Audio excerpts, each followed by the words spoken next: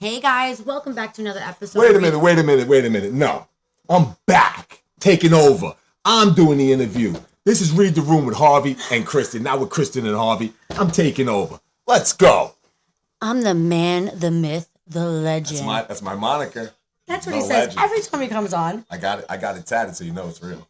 So, since I'm taking over, I have a few questions that I've had in mind. The game, please. We've had some snow days and we had some discussions, and I just wonder, what grinds your gears? We talked about the kids and how it irked us that no kids were out shoveling. Nobody shoveled. We had to shovel our own cars.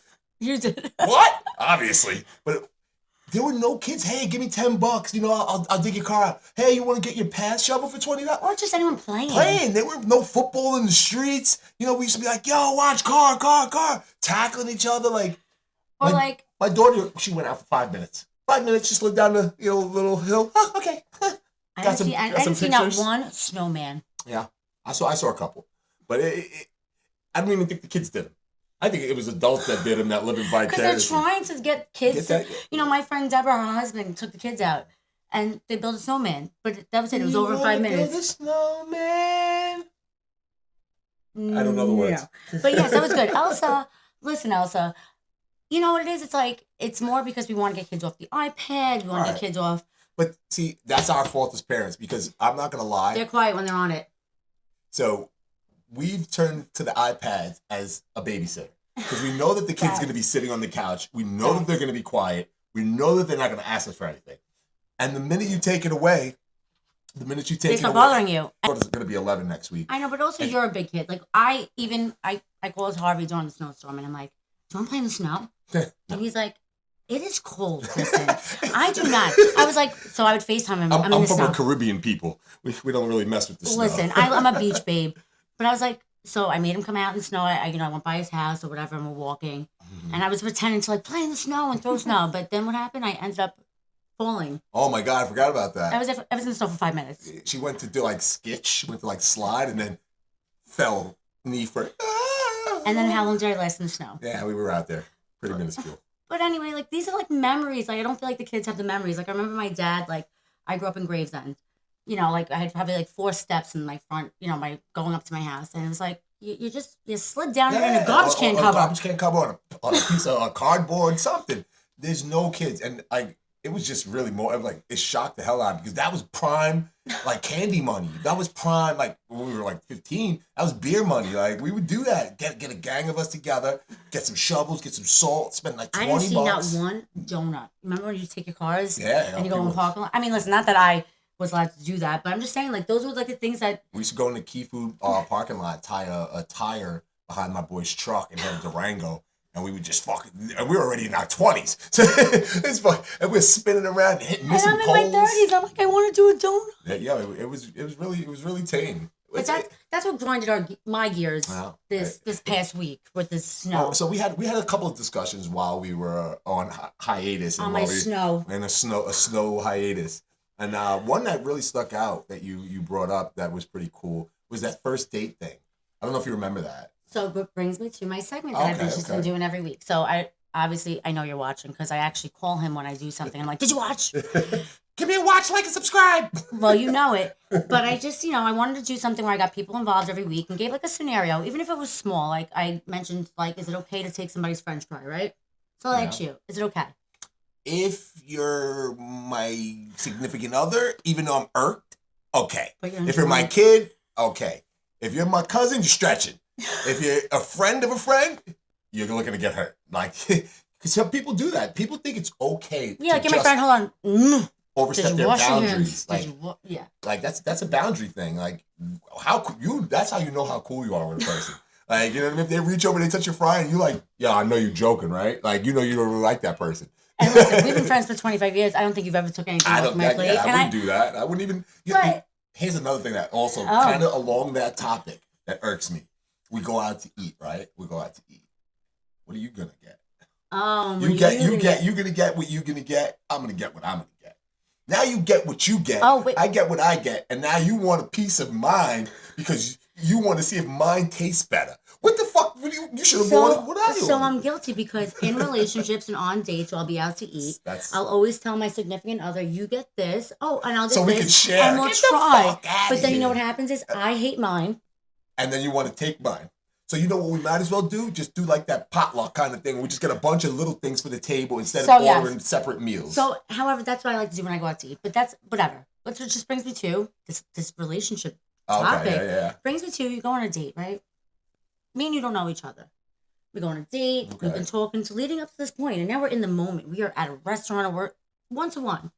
Within the first 5 minutes, I start saying, "Yeah, my ex did that. Oh, my ex. Oh, the trauma dumping. Oh my God. Is that a read the room? That's a read the room. Or is that a big it, fat it also nah? It also depends, like, because you want them to be open and comfortable enough with you to tell you their. After a couple dates, not on the first. No, but sometimes you want to get it out, right? Like, oh, why am I not with my ex? This is the reason.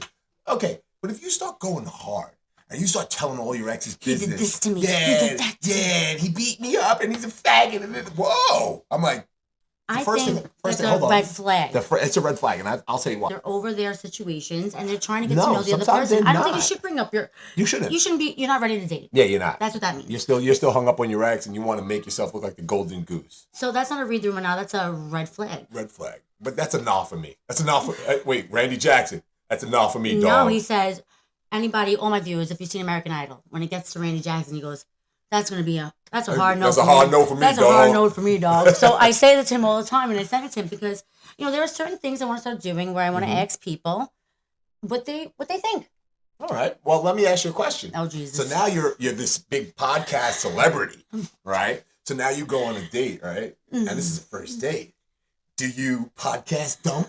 Well, listen, so I have this one on my show. I don't know if you've ever seen it. And So, however, recently I was talking to somebody and I'm like, oh, by the way, I have a podcast. You want to follow me? Here, Wait, give me your phone. So the guy goes to me, do you do this to get people to follow you? Yeah. That's it. So in my head, I'm like, this is the first time I did it. But I mention it because... For the first time you told him about it. I'm sure you've done it before. Listen, my people who know me, friends who know me, friends of friends will know that I have a podcast going. But when I was talking to this guy and we followed each other on Instagram, I wanted to pre-warn him, hey. And I'm popping, bro. I'm out here. You know But what maybe I'm he's saying? going to be like, this is a little bit much for me. Yeah, and you know what's... But anyway, let's just not drift from the real talk. Real talk. Well, listen, I love the real talk, and I've seen a few episodes that, you know. He wasn't on. Yeah, I wasn't on, but I'm watching the ebb and flow and the progression of the show, and it's dope. You're a great, my a great sister host. on. I saw it. She was talking some real facts, and going through the things that as a postpartum, a new mother, well, a mother of two now. Like, I could see all the different people you brought on and the reach you have with the read the room, because everything has a read the room.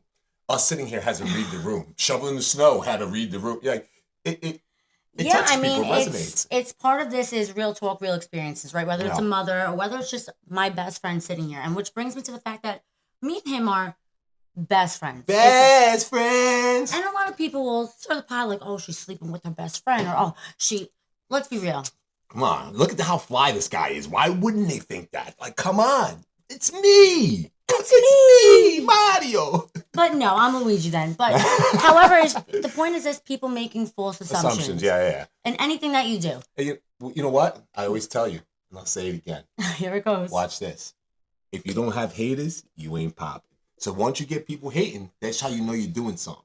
When people talk about you, that means they've studied you. They've looked at your work, your body of work. And they're like, oh, well, this, oh, well, that. They're critiquing. What do they say? Any press, bad or good, is good press. It's press. You know what I mean? I'll take it. It's like... Cat Williams said it too. He goes, if you ain't got no haters, you need to get your haters up. You need to figure out how by summer to get 5 more haters. You know what I mean? Feel free to hate on me. It's saying my hair ain't luxurious when you know it is.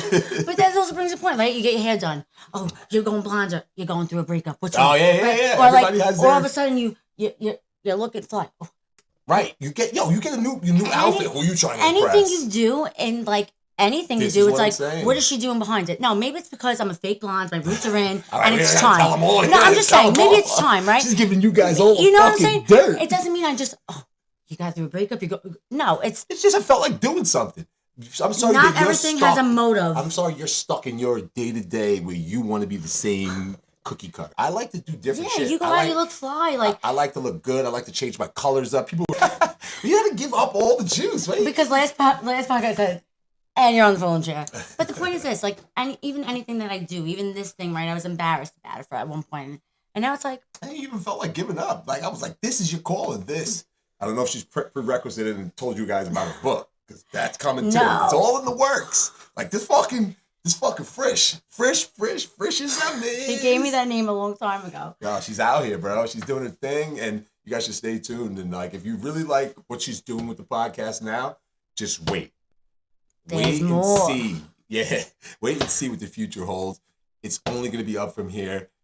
New sets, new equipment, new people, new guests, Or new social experiments. Yeah.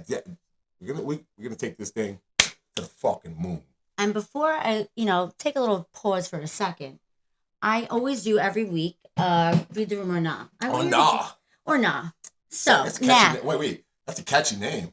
Where'd you get that? Like, did you come up with that? Anything I do, if I breathe or I'm walk asking you. I'm not just asking you. It's a catchy name. Where'd you come up with that? I was just thinking. Oh, you was just thinking. I was just fucking thinking. Huh? But the point that I'm trying to make is this. We already discussed it's not okay, red flag. Do not text on a first date or talk about actually your significant or your ex, right? Or take that phone call. Like you just said, take the text. Yeah, actually, I just kind of like... phone call. Hold on, I'll be right back. What do you mean you'll be right back? But however, I have texted my friends on dates and been like, yo, call me. Red flag. Tell me that you really need me. We've all done that. We've all done that. I plead the fifth. 1, 2, 3, fifth. I've never done Anywho's Watsy. I'm a gentleman on dates. Give us all a new read the room or nah this week. A new read the room or nah. What about like a person you're dating? How do you know if they're too young for you? Oh my God. Because I have like. Would you like my example? Oh yeah, I'd like to hear this. Oh, hold on. Let me move this. So, if we're out, right? Like me and my girlfriends are out, and a guy comes up to me, I know he's too young for me because you didn't ask for my phone number. You asked me if I had social media, like an Instagram or a Snapchat. Like that's your first go-to instead of like, let me get your number. Like, hey, you got Instagram? Like, so ladies, I know you'll agree. He's too young for you if he asks for your social media before he asks for your phone number. Yeah, that's wild. Like, I'm a music guy. I love. But don't gang up on me. Hold on. No. How do you know if she's too young for you? I was gonna say, like, if I go out, I like hip hop. But I'm an old head. There's certain artists that really resonate with me. Whitney Houston is one of them. If I sing like a line from a Whitney Houston song, and she goes, "Who's that?" I want to dance with somebody. Watch this. I got a great one. Oh. I wasn't trying to date her or anything. I go to McDonald's yesterday at my job. I want to read the room. I want a burger. So the girl behind the counter is chewing her gum like this. But that's not officially. Hold on. Let me get there. I'm gonna work it up. So I go to her, not in any flirtatious way, because I already know she's young. But I go, "Hey, you kind of chew your gum like Nunu." She goes, "Nunu? Is she from Baddies?" I was like, "Excuse me?" I was like, "No. She's from the movie with T.I., ATL." She goes, "Who's T.I.?" I said, "What now?" I said, "Lauren London." The girl. She's like, "No, I don't know who that is." I said, "What now?" Lauren London, she was with Nipsey Hussle that got killed. She's like, "No." I was like, I knew she was probably like 19 or 20. She's young. She's really young. But, when you live in a fucking box? Like, you don't... So, she's too young for you if... No, I wasn't hitting on her, but just that... But also, too, time out. That's read the room. Do not chew your gum like a cat. Yeah, and she's working. She's like, "You want cheese on that?" I was like, yeah. He gave her a little bit of both. Read the room, do not chew your gum like that. It's kind of gross. Yeah, and also, too, she's too young for you if maybe she doesn't know our millennials. There's criteria. What I was trying to say, she doesn't know Whitney Houston. If I bust out, I want to dance with somebody. I want to feel the heat. If you don't know what that is, I'm fucking leaving. I'm getting out of here. Let me pay the bill. The fuck out of here. Find a way home. I got another one. He's too young for you if he says, "Do you have a friend for me?" Oh my God. Immediately, so your friends are fucking ugly? They can't get no girls? Like, we just started talking, but by the way, my soul... Well, look, also he's a good wingman, though. He's trying to get his man's Yeah, lady. but you gotta let that go. I gotta be on a couple dates with somebody before they say, my guidem will make me retort. One more. She's too young for you. Okay. She's too young for you. She's just too young for you if she has to ask her parents maybe if she can go. Or she can have company. Like, oh my God. Hey, can I have my friend over? Yeah, that means you're too old, bro. Okay. Anyway, so our new segment. Well, I'm older than most. Like, I have that young baby face and nice and white teeth. No, we're not going to get into where we're not high-fiving now. Like, right. We're going to do that segment. That's another, we're going to do another time? We're going to do the segment this week. Okay. I want you to tell people to drop your she's too young for you or he's too young for you. Yeah, that's what we need to do.